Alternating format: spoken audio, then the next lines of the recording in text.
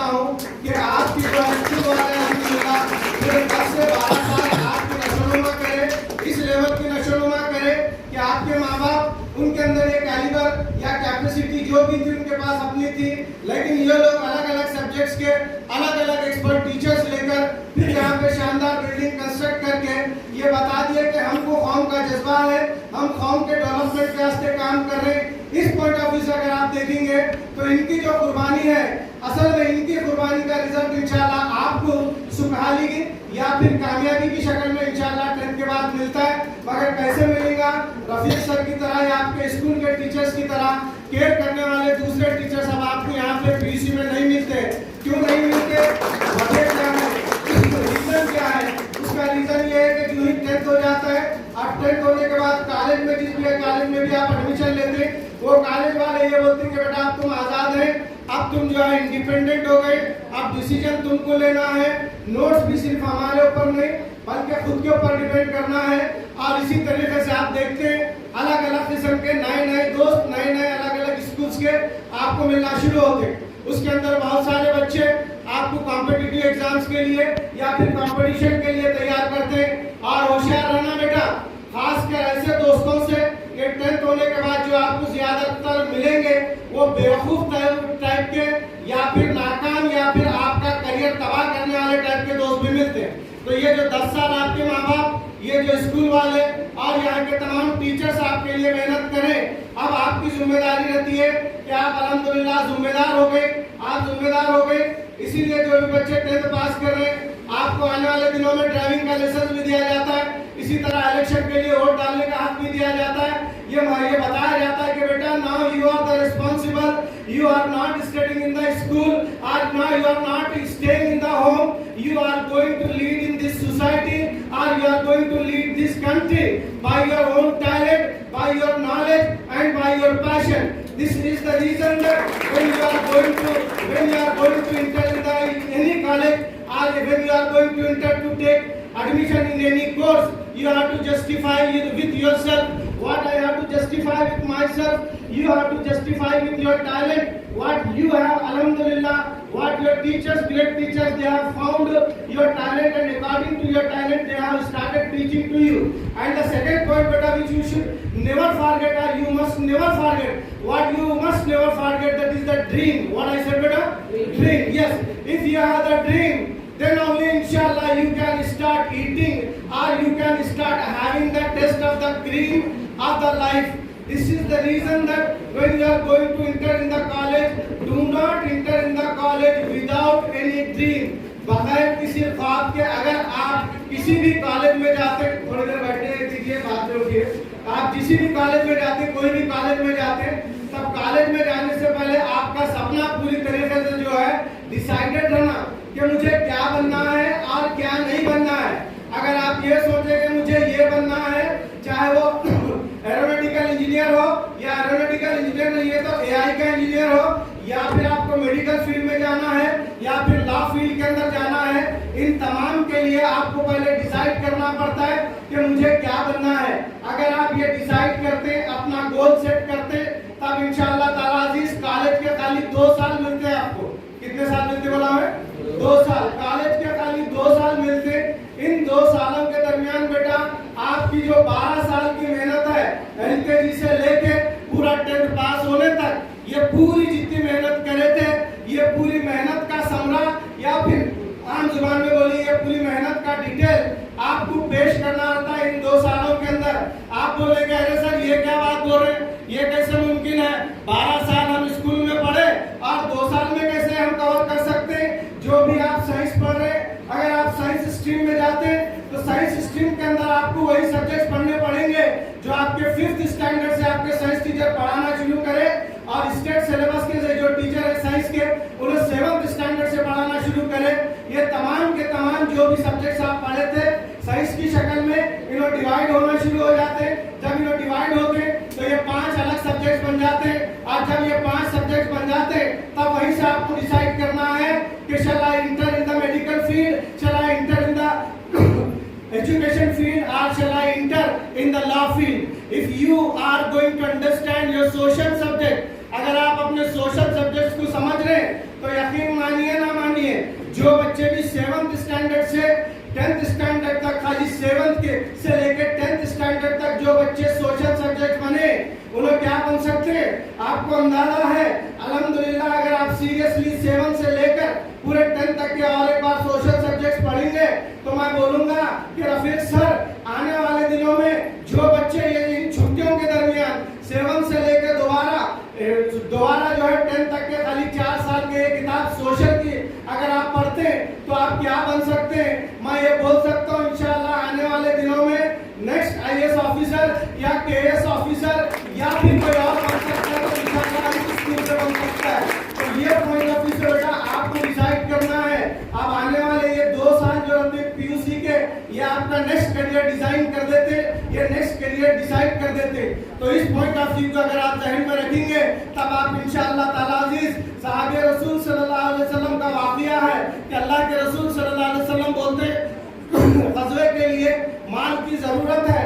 आप देखते कि उमर रज़ियल्लाहु ताला अन्हु घर का पूरा आधा माल लेकर अपने जो भी उनके पास रहता आधा माल लेकर कर देते और अबू बकर सिद्दीक रज़ियल्लाहु ताला अन्हु घर का पूरा माल लेकर कर दे देते। उसके बाद एक सहाबी रसूल सल्लल्लाहु अलैहि वसल्लम रहते, उन्हें उनके पास पैसा भी नहीं रहता और उन्हें बहुत ज्यादा उनके पास कोई माल भी नहीं रहता।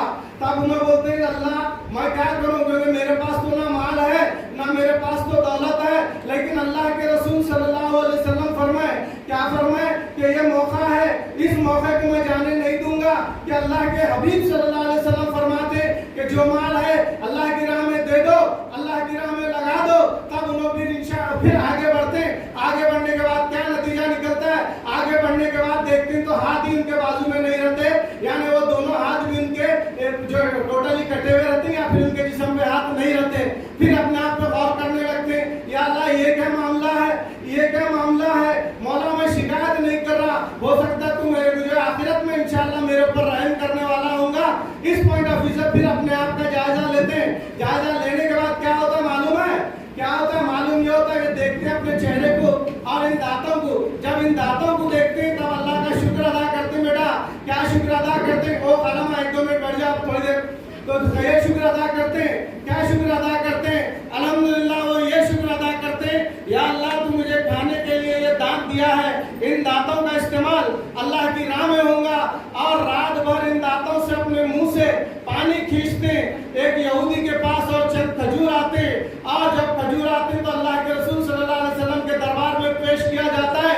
और हुजूर सल्लल्लाहु अलैहि वसल्लम अल्हम्दुलिल्लाह आप सल्लल्लाहु अलैहि वसल्लम जिस माल के अंदर अबू बकर सिद्दीक रज़ियल्लाहु ताला अन्हु का माल था और जिस माल के अंदर हजरत उमर रज़ियल्लाहु ताला अन्हु का माल था, उन तमाम पैसों के ऊपर, उन तमाम दौलत के ऊपर उन चंद खजूरों को रखा जाता है। तो ये बताता बेटा कि आपके अंदर अगर डेडिकेशन है, आपके अंदर कमिटमेंट है कि 12 साल तक मेरे वालिद साहब ये पूरी पीठ के ऊपर जो है ये सूरज की रोशनी, सूरज की शुआएं से अपनी पीठ जलाए हैं। इसी तरह मेरी माँ ने सुबह से शाम तक 12 साल तक मुझे पालने के लिए, मुझे खिलाने के लिए, मुझे आगे बढ़ाने के लिए, मेरे मुस्तकबिल को रोशन करने के लिए ये मेरी माँ सुबह से शाम तक 12 साल मेरे लिए मेहनत करी है।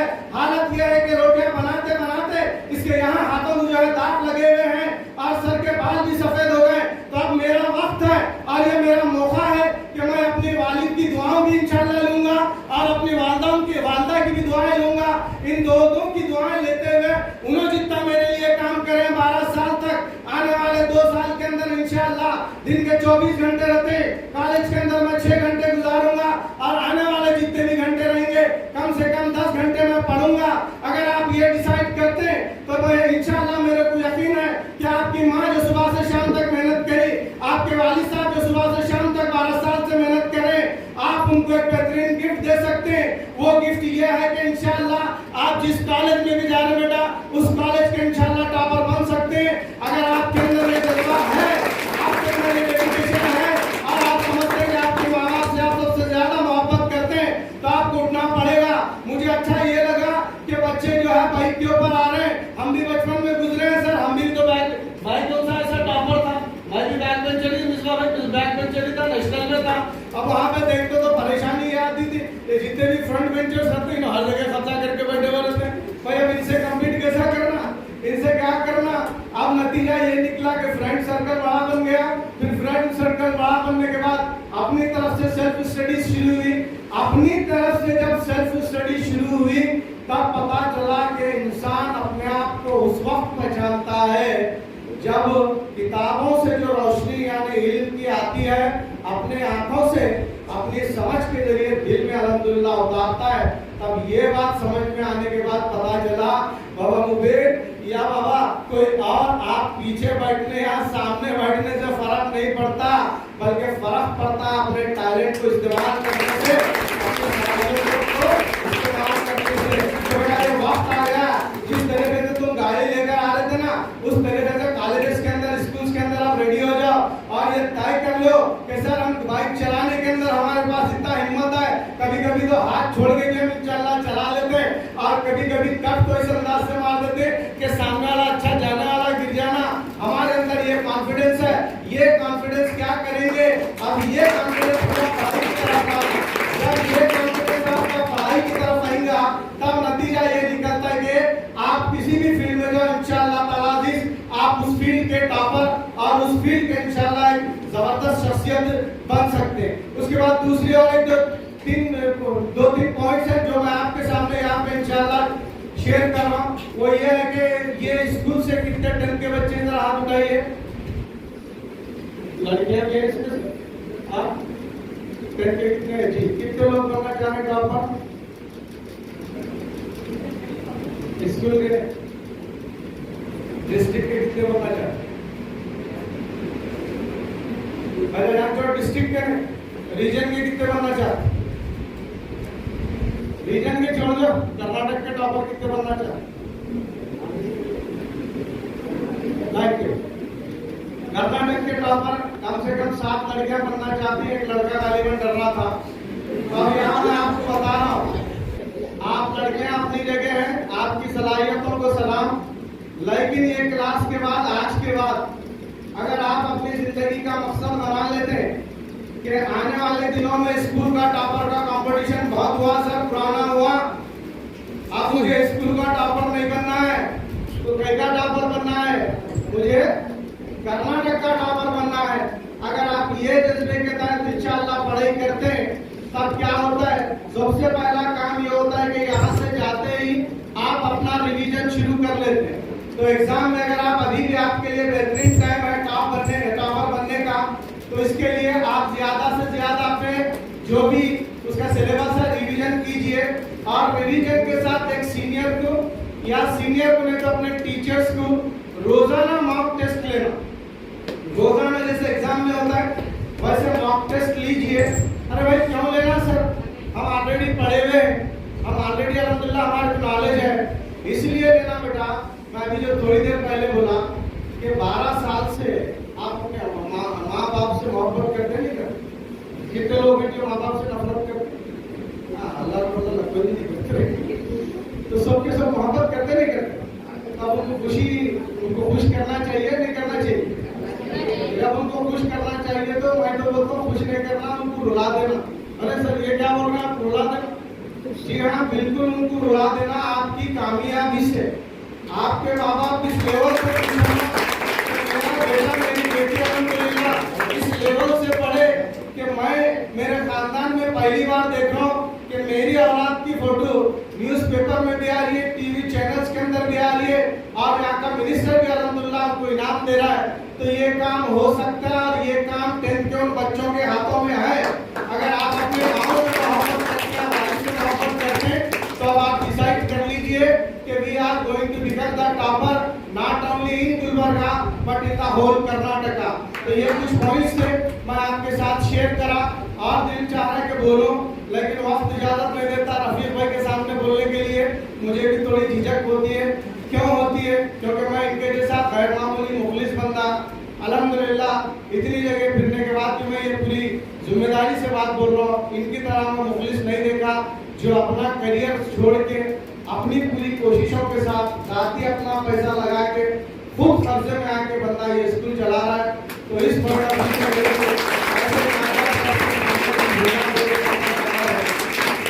तो इसलिए इनकी ईमानदारी ये है, आप भी अपनी ईमानदारी दिखाइए, आपके वालिदैन भी दिखाए हैं और खूब इंशाल्लाह आगे बढ़िए। और रही बात स्कूल की, यकीन मानिए न मानिए स्कूल के बाद कॉलेज में, डिग्री में, मैं सही बोल रहा हूँ नहीं बोल रहा हूँ, इस बार भी बहुत से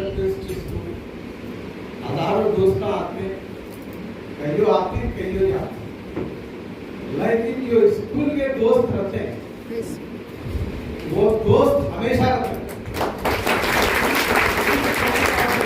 आप लोग डिसाइड करो कि ये बैच हम इस लेवल का बनेंगे कि इंशाल्लाह ये हमारा बैच कहाँ का टॉपर रहेगा, कहाँ का, कर्नाटका का टॉपर रहेगा। तो इंशाल्लाह आप आगे जा सकते हैं। लेडीज चुके हैं, दो चार बातें मैं लेडीज के ताल्लुक से, रमजान के ताल्लुक से बोल के खत्म करता हूँ। जब से मैं रमजान को देख रहा हूँ, मेरे बचपन में उतना क्रेज नहीं था, लेकिन आजकल क्रेज बहुत बढ़ गया है। रमजान फेस्टिवल नहीं दिखता है बल्कि फूड फेस्टिवल बन गया। फूड फेस्टिवल ईमानदारी से बोल रहा बन गया। आप हर चौक पे देखो ऐसा लग रहा है सजा एक नहीं क्या तो ईद आके भाई कुछ तो भी काम कर रहे हैं, बेहतरीन सजा रहे, कहीं भी सजा रहे, साहब पकौड़े बनाने का मीडिया है के वास्ते, ये बनाने के वास्ते, ये काम के वास्ते मकसद नहीं है रमजान का। खुला खुला अल्लाह बोल रहा है रमजान के बारे में, या अय्युहल्लज़ीना आमनू कुतिबा अलैकुमुस सियामु कमा कुतिबा अलल लज़ीना मिन क़ब्लिकुम लअल्लकुम तत्तक़ून। ऐ अहले ईमान, तुम पर रोजे फर्ज किए गए हैं पिछली उम्मतों की तरह, पिछली उम्मतों की तरह, ताकि तुम्हें तक़वे वाली सिफत पैदा, यानी नेक बनने की सिफत पैदा। अब औरतें अपना जायजा लीजिए, लड़के भी अपना जायजा लीजिए कि लेडीज जितने भी हैं, नेक दुआओं के टाइम आप खाली किचन के अंदर नजर आ, जब असर के बाद दुआएं गैर मामूली ये कबूल होने का वक्त रहता है, लेडीज किचन में नजर आ, उसके बाद देखते फिर हम सहरी का वक्त होता है, सहरी के नाम पे भी किचन में नजर आ, जबकि नमाज पढ़ के वहाँ अल्लाह से मांगने का, मुकद्दर चमका लेने का टाइम रहता। तो इस पॉइंट ऑफ व्यू से फिर तीसरा अत्याचार और एक होता है, वो है ब्यूटी अत्याचार, यानी ज्वेलरी ड्रेसिंग की परचेजिंग का मामला आता है। पूरे जो ताखराते रहते हैं वो 21वीं रात से लेकर ऐसा लगता है 30वीं रात तक खाली हम जो है बाजार में नजर रहेंगे। तो इस दफा तय कर लीजिए कि रमजान को रमजान की तरह इंशाल्लाह इस्तेमाल करेंगे। ये रमजान का महीना अपने आप को बदलने का, अपने मुकद्दर को रोशन करने का है। इस पॉइंट ऑफ व्यू से अपना वक्त हम इंशाल्लाह इधर उधर जाया नहीं करेंगे। अगर आप ये सोच के इंशाल्लाह काम करेंगे तो आप जब जो भी माएँ बहनें हैं अपने भाइयों या फिर अपने शौहर के बारे में दुआ करेंगे तो इंशाल्लाह औलाद के बारे में दुआ करेंगे तो उनका मुस्तकबिल 100% इंशाल्लाह रोशन हो जाता है, क्योंकि ताख़रात भी मिल रही है और फिर अल्हम्दुलिल्लाह तहज्जुद का मौका भी मिल रहा है और फिर साथ ही साथ इफ्तार का वक्त भी मिल रहा है। तो ये कुछ बातें थी, हदीस है, हदीस के साथ अपनी बात खत्म करता हूँ। अल्लाह के रसूल सल्लल्लाहु अलैहि वसल्लम फरमाते हैं, बड़े जामे हदीस है, और आप जितने भी लड़के और एक बार सुन लीजिए, बहुत सारे लोग डॉक्टर बन रहे हैं, बहुत सारे लोग इंजीनियर बन रहे हैं। डॉक्टर बन रहे हैं ठीक है, इंजीनियर बन रहे हैं ठीक है, लेकिन इसके बदले जो एक्सप्लॉयटेशन हो रहा है, जो गलत हो रहा है, यानी खाली पैसा पैसा पैसा, इसके पागल होके लेडीज डॉक्टर बन रहे, खाली सीजरिंग कर रहे, जेंट्स बने तो हजार टेस्ट करा के परेशान कर रहे। ये चीज़ हमारे जहनियत का कभी भी आने नहीं चाहिए। तो हदीस है, अल्लाह के रसूल फरमाते हैं, आप फरमाते हैं, जो शख्स अपने भाई की मदद में लगता है अल्लाह उसकी मदद में। तो आप ये मकसद से पढ़िए, इंशाल्लाह आगे जाते हैं। एक शेर है आपके नौजवानों के लिए, हैंडसम के लिए, जबरदस्त पर्सनालिटीज के लिए, जो शेर तो शेर की बात खत्म करता हूँ। शेर का मफहूम ये, आप इम्तिहान का इम्तिहान लें, क्या बोला? आप इम्तिहान का इम्तिहान लें, वो हौसला पैदा कर। आप इम्तिहान का इम्तिहान लें, वो हौसला पैदा कर। आपको जो कर दे ठंडा, वो जज्बा पैदा।